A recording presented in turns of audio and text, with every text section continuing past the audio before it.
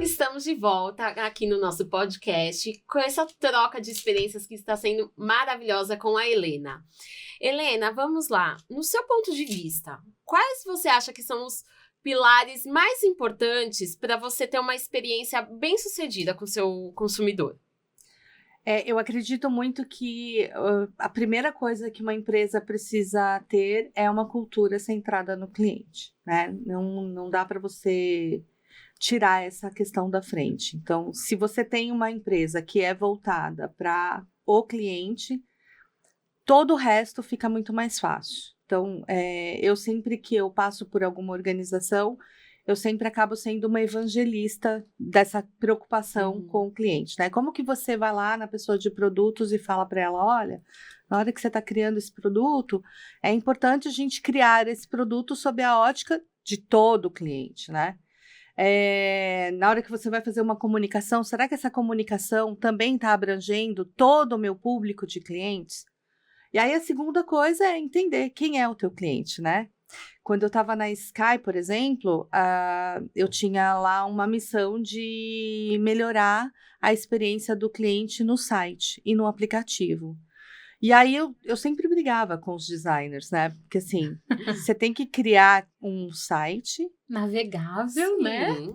Para um público de 7 a 70 anos, né? Qualquer pessoa que vai interagir ali com o site, você facilidade. Tem que Ela ter precisa facilidade. se reconhecer ali dentro, Exatamente, né? Então, conheça o teu público, né? Tem uma empresa que seja centralizada no cliente, mas que também conheça quem é o teu público, né? Para que tipo de cliente que eu estou falando? Sim. E aí você consegue, inclusive, segmentar melhor produtos e serviços e comunicação, né? A segunda coisa super importante é escutar o teu consumidor. Então, você precisa abrir canais que verdadeiramente escutem o teu cliente, né? Seja através de uma pesquisa de satisfação, seja na hora que o atendimento está rolando ali, acontecendo, a pessoa que está atendendo, que está tendo uma interação com aquele cliente, ele precisa ter uma escutativa da reclamação. Sim. Toda reclamação, ela deve ser valorizada, ela é genuína, né? E a outra coisa é que você precisa treinar o tempo todo, você precisa capacitar o teu time a ter esse olhar, essa preocupação com o cliente, né? Então, treina o tempo todo. Todo mundo, quando eu falo de treinamento de olhar para o cliente, não é só o pessoal da linha de frente. É óbvio que eles são os mais importantes, Sim. porque eles precisam saber contato direto, responder. Sim, eles estão na escuta, né? Eles é que dizem como o produto funciona, como a campanha funciona, mas não são eles só, né? Por isso que é importante a gente falar de cultura, né? Lá, para mim, a primeira coisa começa na cultura. Então, treina todo o seu time para ter essa visão, e é treinamento constante ali. E analisar os processos. Então, a partir do momento que você sabe quem é o teu cliente, que você faz uma comunicação dirigida para o teu cliente e você está ouvindo, abrir os canais para ouvir o seu cliente, você precisa analisar os processos, né? Ali você consegue melhorar.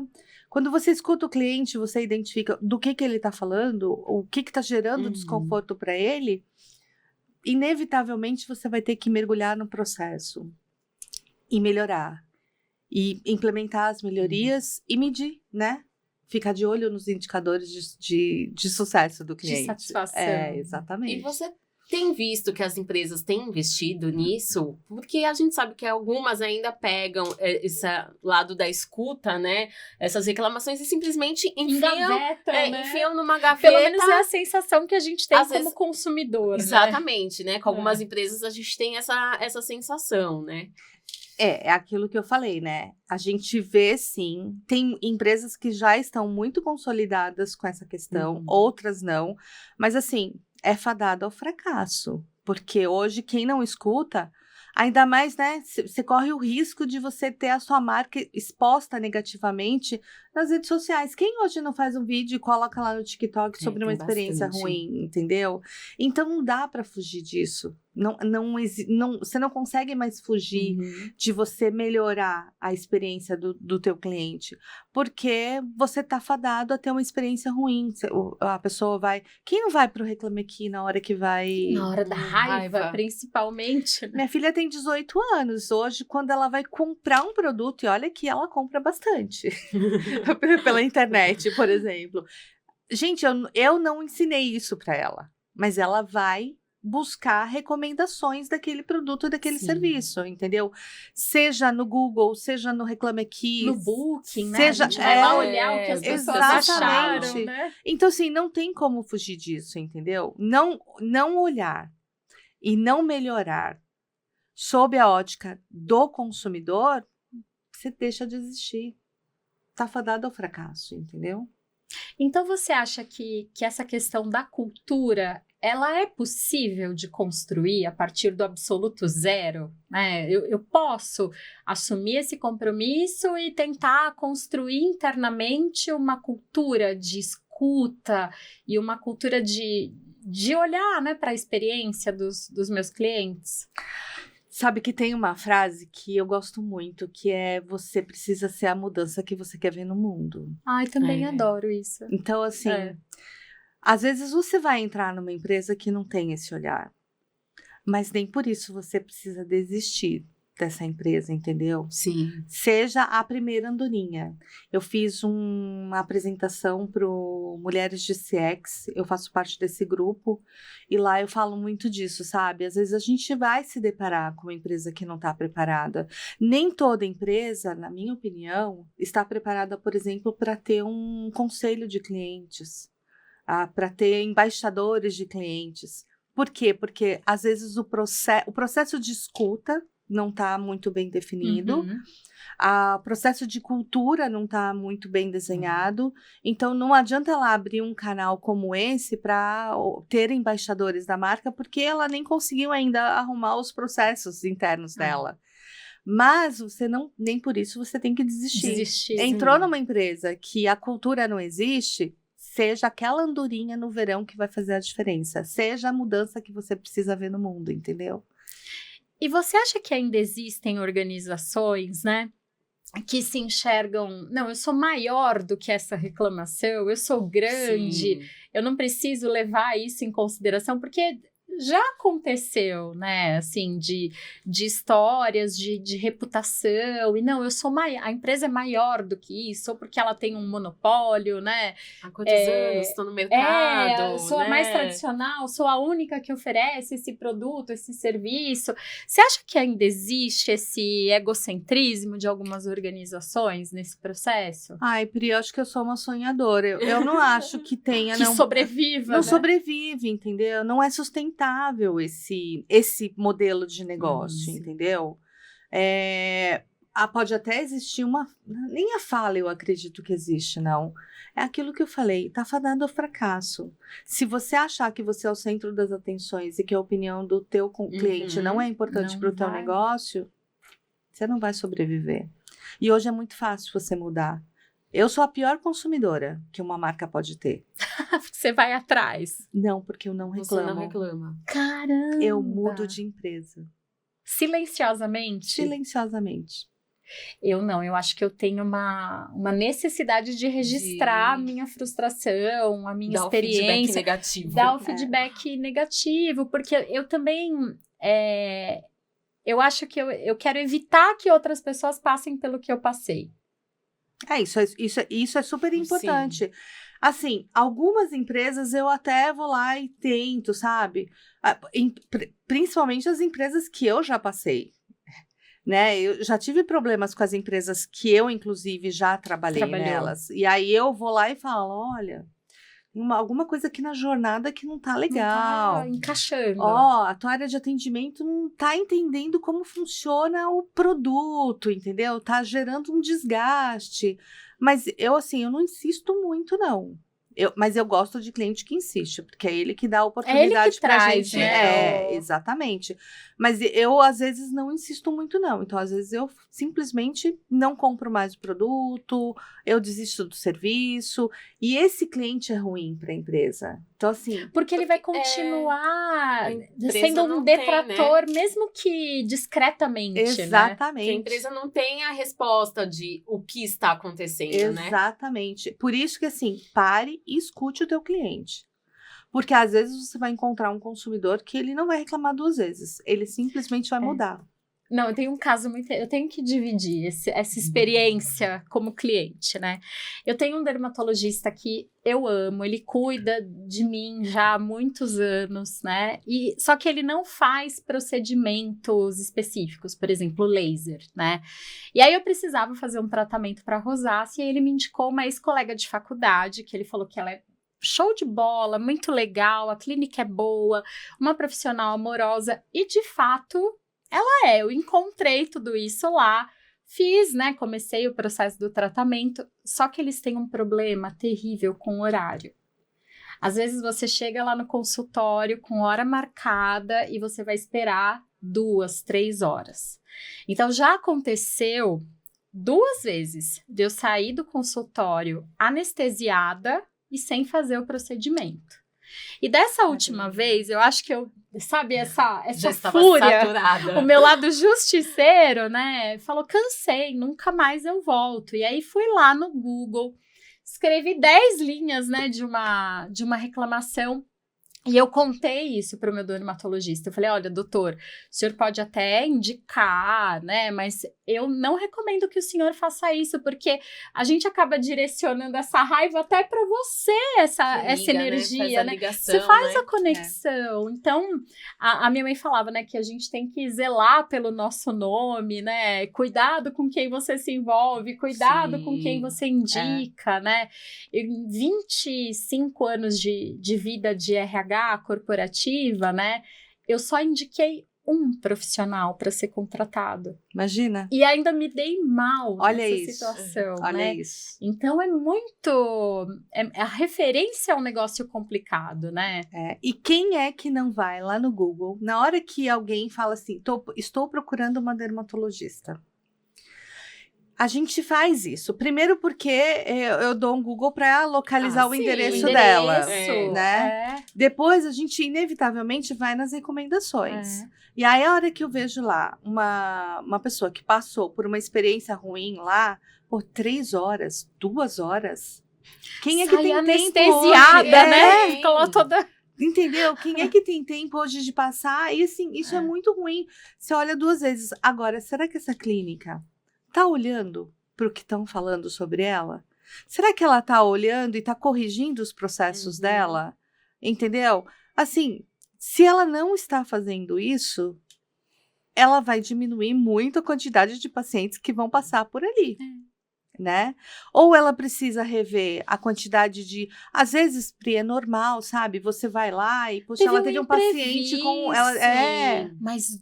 Duas vezes seguidas no mesmo. E é engraçado porque assim, né? Eu já cheguei lá com meu filho, tudo, e são pessoas calorosas, sabe? A médica é uma graça, assim, é aquela que vai fazendo o procedimento, vai conversando. A assistente, né? Sempre tem bolo de cenoura com cobertura de chocolate. Então, quer assim, ganhar o cliente você percebe estômago. que tem alguns mecanismos de busca de compensação, mas que não são suficientes, né? Exatamente. Às vezes a empresa coloca energia no canal errado, né? Exatamente, entendeu? Então tem que olhar isso. Tem empresa que tem, eu sou o supra-sumo aqui, eu não vou fazer isso. Tem, mas ele não vai sobreviver. Muito tempo, não. Não, a gente vê empresas, né, que vão morrendo por conta disso. Por conta de não estar ali de olho no consumidor, ou porque ele não seguiu. Ele não olhou o consumidor, inclusive na hora que o consumidor está falando do produto dele. O produto morre, né? Porque eu não consegui me adaptar, eu não consegui inovar, eu não consegui ouvir quem é que estava comprando o meu produto. Entregar o que as pessoas precisam, querem, buscam, né? Exatamente, entendeu? Então, assim, se ainda tem gente que não tá olhando isso, olha, acorda. Tá atrasado. Tá atrasada, muito, muito atrasado. E aquela máxima, né, que a gente sempre ouviu falar, né? O cliente tem sempre razão, Helena? Olha, é uma pergunta polêmica, né? Mas assim, não é que ele sempre tem razão, mas você precisa eu costumava falar, na última empresa que eu passei, a gente tinha, e aí a última empresa que eu trabalhei, eu entrei como produtos e depois eu acabei sendo gestora de um time de atendimento mesmo, né? E assim, nem sempre o cliente tem razão. Mas se você não estiver preparado para falar para ele que a reclamação dele não é genuína e você não souber se posicionar, aí você acaba com todo o atendimento, entendeu? Então, assim, eu preciso também... E aí a gente volta lá atrás, né? Eu preciso capacitar esse time da forma correta. Ele precisa entender todos os processos, os procedimentos, conhecer bem os produtos, para ele ter segurança para falar para o cliente que você não tem razão. É improcedente, né? Aqui você não tem razão, entendeu? Então, assim, você precisa estar muito treinado, muito consciente, muito seguro para falar para o cliente que daqui não dá para levar esta vantagem, entendeu? E eu sempre falo que combinado não é caro. Se você se porta, se posiciona verdadeiramente, genuinamente, o consumidor entende que ele está querendo levar vantagem. E fica mal para né? ele. A fichinha cai, entendeu? Ali, né? A ficha cai. E aí ele vai te ligar uma vez, vai querer levar vantagem. Eu tenho razão. Se você souber que deixar ele acreditar que ele tem razão em cima de uma inverdade, ele vai ligar 2, ele vai ligar 3, ele vai vira um ciclo, aí ele passa para o próximo. Interminável. E o próximo também leva vantagem. Então, por isso que é importante, né? Você entender o teu consumidor, treinar a tua equipe direitinho, ter processos muito bem estabelecidos e combinar. Olha, aqui a gente atende desta forma, entendeu? Nem sempre ele tem razão. Mas você precisa também saber que você está falando com uma pessoa do outro lado. Como é que você fala que ele não tem razão? Entendeu? E a gente vive essa cultura de que o cliente sempre tem razão. Então, quer dizer, ele sempre vai rebater. Acho que o cliente se apropria então, dessa crença, né? Eu tô disso, certo, né? De qualquer jeito. Ele usa dessa afirmação, né? Pra tentar se impor, né? Na maioria das vezes, ele tem razão. Né? Mas ele não precisa saber. Mas na verdade não é isso, assim. Agora, e quando ele não tem razão, você tá dando da melhor forma a notícia para ele que ele não é o que ele estava esperando. Entendeu? Então, assim, você tem que ter um time muito preparado para isso, entendeu?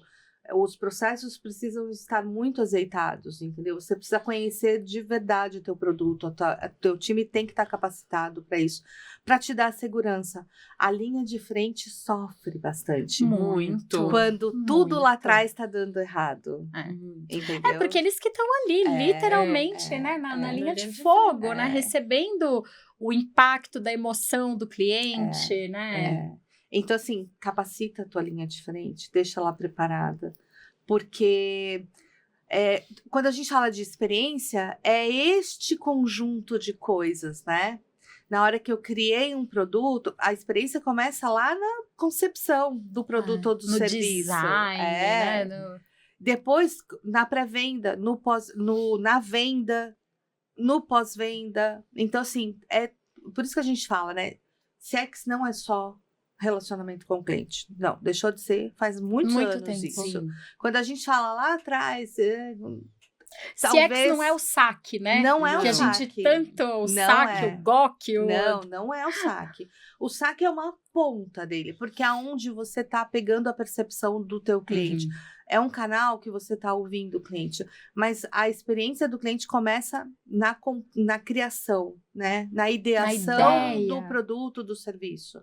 E por isso que é importante, né? Toda empresa estar com aquela cultura voltada para o cliente. Constante. Sim, Tinha um negócio muito, muito legal no banco. Ai, de novo, eu tô falando do banco, mas, gente, é inevitável, né? Experiências marcantes. É isso, entendeu? Quando a gente fala de olhar e fazer melhorias, né? o banco implementou um programa chamado Diálogo Aberto.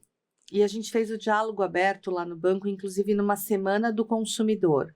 A gente mapeava as principais reclamações em todos os canais, mas principalmente naqueles de órgãos de defesa do consumidor, Procon, DPDC, enfim. E aí a gente identificava quais eram os principais gatilhos de reclamação naqueles órgãos de defesa do consumidor. E aí a gente chamava o cara do Procon, o head do produto. Uau! Colocava eles na mesma sala e o cara do Procon falava: você sabia que eu tô recebendo um monte de reclamação? Fazia uma careação ali. E a gente saía dali com um plano de ação. Então a ouvidoria, o SAC e a ouvidoria, eles eram os guardiões ali, né? E a gente saía com um compromisso do head de produto, né? Da área que estava gerando o impacto. E sair com um plano de ação ali, de melhorias que iam ser feitas para que a gente não recebesse mais reclamações daquela natureza. E tinha um compromisso ali assumido. Então, assim, isso é sensacional. É isso que tem que acontecer. Como é que você engaja o time a não errar mais? Sim. Fazendo ele assumir um compromisso. Ele tem que estar ciente. Então, você precisa chamar todo mundo para participar de experiência. A gente não fala de experiência de uma forma isolada. Quando a gente fala de experiência, é a empresa inteira atuando para que a gente tenha as melhores experiências do cliente ali dentro. E me surgiu uma curiosidade agora, muito particular, né? Você, como consumidora, já admirou tanto uma organização que quis ou desejou fazer parte do time de experiência do cliente dela? Já. Eu trabalhei no SPC Brasil, que o SPC também é tão antigo que não está no meu LinkedIn, gente. No SPC, o SPC é um banco de dados, né, de restrição, de proteção ao crédito. E desde que eu trabalhei no SPC, eu sempre tive muita vontade de trabalhar no Serasa. Porque o Serasa também, além do Serasa ser do mesmo segmento, na época, o Serasa ficava esqueci o nome daquela avenida, Higienópolis, ali perto de São Judas. O Serasa também tinha essa questão da preocupação com o colaborador. Sim. O prédio ficava campeão do ranking das melhores para se trabalhar por exatamente, anos seguidos, né? Entendeu? Então, assim, essas empresas que se preocupavam com o cliente interno, eu tinha muita vontade de trabalhar também. Serasa, a Nestlé era outra empresa que eu falava: gente, um dia eu vou trabalhar na Nestlé. Um dia eu vou trabalhar no Serasa, entendeu? Por quê? Porque eram empresas que vendiam e entregavam, na verdade, muito essa questão da preocupação com o colaborador. Lembra que eu falei lá atrás? O movimento é de dentro para fora. Não adianta eu não ter um colaborador engajado, satisfeito, que acredita no meu produto, no meu serviço, né? Acho que a pior coisa que pode acontecer o detrator interno, né? É isso, entendeu? Então, essas empresas que demonstravam que tinham uma preocupação com o teu time interno e que trabalhavam na capacitação deles, são empresas que eu sempre tive um alvo, assim, de trabalhar. Chegou a trabalhar em alguma delas? Ainda não. Ainda não. Ainda existem diversas oportunidades e experiências, né? Exatamente. E acho que tá na hora de falar um pouco de futuro, né, gente? Sim. De presente e futuro.